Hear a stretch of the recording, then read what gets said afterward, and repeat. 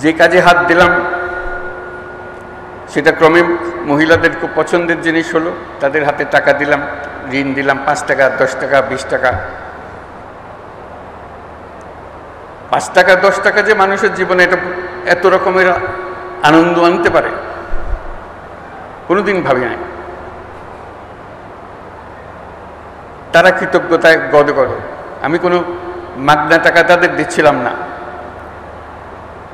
তাদেরকে বলছি এই টাকা কাজ করে আদায় আপনি রোজগার করবেন, আমার টাকা আমাকে ফেরত দেবেন, তাতেই তারা খুশি। অনেক কাহিনী শুনলাম তাদের। তারা কেউ নিজের নাম পর্যন্ত বলতে পারে না।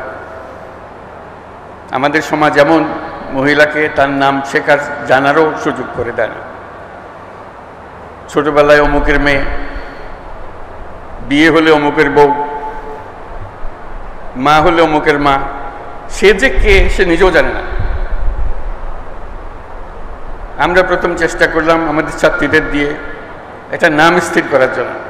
বহু কষ্টে একটা নাম তার বাইর করা, যে তার নাম বোধহয় দিয়েছিল কোনো এক সময়, অথবা কোনো মনে না পড়লে একটা নতুন নাম দেয়া, যাতে করে সেটা সে লিখতে পারে, মনে রাখতে পারে। এই লেখা শেখানো, এই লেখা শিখাতে গিয়ে তার জীবনের অনেক কাহিনী আসলো।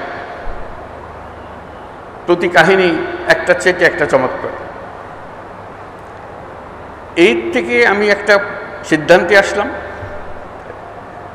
এটা বললাম যে সভা সমিতিতে বললাম, লেখালেখিতে বললাম যে ঋণ মানুষের মানবিক অধিকার।